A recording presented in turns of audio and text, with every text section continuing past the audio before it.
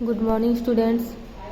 आज मैं आपको 12वीं क्लास में बीए में यानी कि वाणिज्य संचालन और व्यवस्था में पाठ 9 वित्तीय बाजार के विषय में बताऊंगा। बच्चों, इसके पहले हम लोगों ने वित्तीय बाजार में उसके प्रकार जाने। वित्तीय बाजार के प्रकार के विषय में हमने जाना था। एक तो था पूंजी बाजार, दूसरा द्रव्य बाजार। पूंजी बाजार में हम लोगों ने प्राथमिक बाजार, गौण बाजार यानी कि अंश बाजार के विषय में जाना। उसके बाद द्रव्य बाजार के साधनों के विषय में जाना, जिसमें हम लोग ट्रेजरी बिल के विषय में जाने, कॉमर्शियल पेपर के विषय में जाने। आज हम बचत प्रमाण पत्र के विषय में जानेंगे।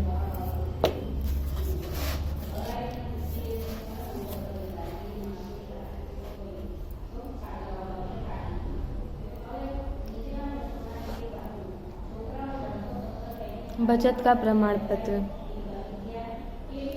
बचत का प्रमाण पत्र असुरक्षित, हस्तांतरणीय और अल्प अवधि का द्रव्य प्राप्त करने वाला साधन है। बचत का प्रमाण पत्र कैसे असुरक्षित होता है और इसकी अवधि भी कुछ समय की ही होती है। ये ऐसा साधन है जो कम समय के लिए उपयोग होता है।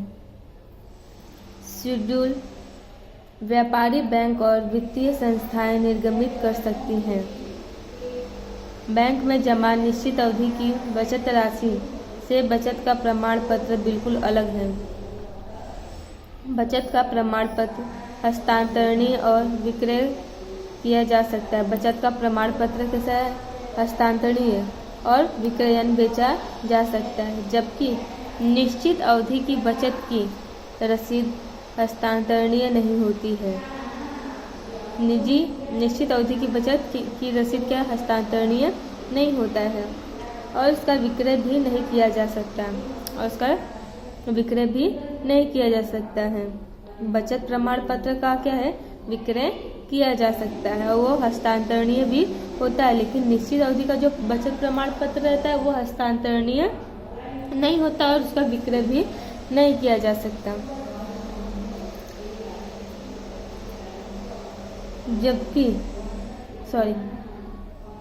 शेड्यूल व्यापारी बैंकों को अपनी आवश्यकता के अनुसार विविध शर्तों के अधीन रहकर निर्गमन की स्वतंत्रता होती है। तो शेड्यूल व्यापारी बैंक जो है वो अपनी आवश्यकता के अनुसार, मतलब उनको जितना कार्य करना है और उनके शर्तों के अनुसार उनको उतनी स्वतंत्रता दी जाती है। बचत प्रमाण पत्र का मूल्य कम से कम 1 लाख होना चाहिए। बचत प्रमाण पत्र का मूल्य बच्चों कम से कम 1 लाख का होना चाहिए।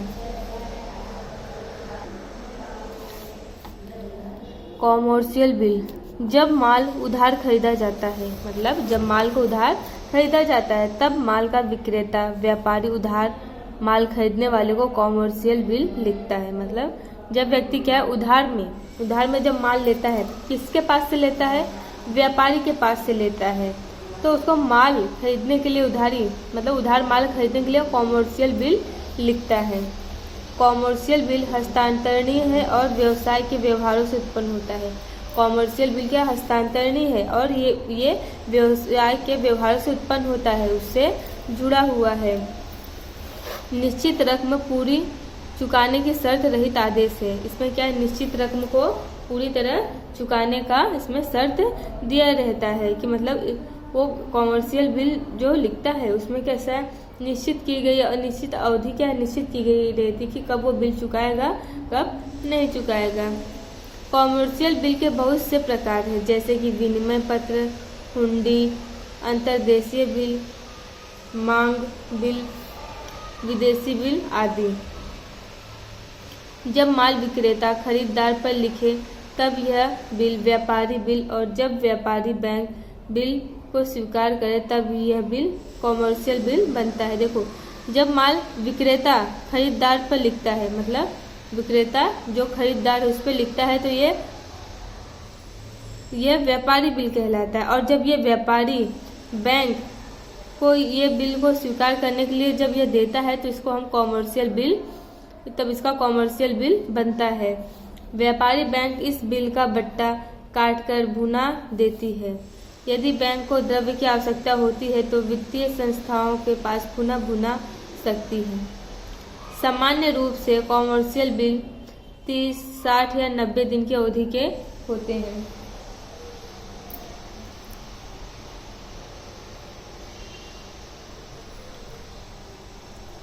कॉल और नोटिस मनी। व्यापारी बैंकों को रिजर्व बैंक के नियमों के अनुसार कम से कम नकद शेष बनाए रखनी पड़ती है, जिसे नकद आरक्षित कहते हैं। कम से कम नकद शेष की व्यवस्था के लिए एक बैंक दूसरे बैंक के साथ द्रव्य उधार लेता है। सभी ही बैंकों को नकद आरक्षित की मात्रा बनाए रखनी पड़ती है। इस कारण से कॉल मनी मार्केट द्रव्य बाजार का महत्वपूर्ण घटक बन गया है। कॉल मनी मार्केट का क्या है, सबसे महत्वपूर्ण घटक बन गया है। कॉल मनी मार्केट में कॉल मनी और नोटिस मनी का समावेश होता है। कॉल मनी के मार्केट में कॉल मनी और नोटिस मनी दोनों का समावेश होता है। कॉल मनी और नोटिस मनी के लिए कोई जमानत नहीं देनी पड़ती है। ये जो घटक हैं जिनका समावेश होता है, इनके लिए कोई नोटिस नहीं देना पड़ता है। कॉल मनी, जब एक ही दिन के लिए द्रव्य उधार लिया जाता है या दिया जाता है तो उसे कॉल मनी कहते हैं। मतलब एक दिन के लिए अगर द्रव्य उधार लिया जाए या फिर किसी को दिया जाए तो उसे कॉल मनी कहते हैं। कॉल मनी एक ही दिन का व्यवहार है। कॉल मनी क्या है, एक ही दिन का व्यवहार है। कॉल मनी मार्केट में ज़्यादातर बैंक ही भाग लेती होने से इसे inter bank call money market भी कहते हैं। कॉल मनी मार्केट में ज़्यादातर बैंक भाग लेते हैं और इसलिए इसको inter bank call money market भी कहते हैं। इसको अंडरलाइन कर लो, ये एग्जाम में पूछा जाएगा आपके। Bank call money market, bank call money market ये क्या है, एक दिन का व्यवहार होता है और इसमें ज़्यादातर बैंक भाग लेती है। रिजर्व बैंक के नियम के अनुसार सभी ही व्यापारी बैंकों को नकद आरक्षित की मात्रा बनाए रखनी होती है। इसलिए नकद की कमी अनुभव करती बैंक दूसरी बैंक या जिसके पास अतिरिक्त रोकड़ है उसके पास से द्रव्य उधार लेती है। संक्षेप में एक दिन की लोन अर्थात कॉल मनी, संक्षेप में कहा जाए एक दिन का लोन अर्थात कॉल मनी होता है। नोटिस, जब ये कॉल मनी हुआ और ये नोटिस हुआ, ये दोनों द्रव्य बाजार के महत्वपूर्ण घटक है। कॉल मनी एक, नोटिस मनी। कॉल मनी क्या है, एक दिन का व्यवहार होता है। इसमें या तो उधार दिया जाता है या तो उधार लिया जाता है। इसमें ज़्यादातर बैंक भाग लेती हैं। अब दूसरा है नोटिस मनी, जब 2 से 14 दिन के लिए द्रव्य उधार लिया जाता है या दिया जाता है तो उसे नोटिस मनी कहते हैं। देखो नोटिस मनी में क्या है, जब द्रव्य को 2 से 14 दिन के लिए या तो उधार लिया जाए या तो उधार दिया जाता है। इसमें नोटिस मनी में क्या है, 2 से 14 दिन के लिए, 2 दिन के लिए या तो 14 दिन के लिए जब उधार लिया जाता है या तो उधार दिया जाता है तो उसे नोटिस मनी कहते हैं। और कॉल मनी में क्या है, एक दिन के लिए उधार दिया जाता है या तो लिया जाता है, उसे कॉल मनी कहते हैं। तो धन्यवाद बच्चों, अगले वीडियो में मैं आपको पूंजी बाजार के विषय में समझाऊंगी।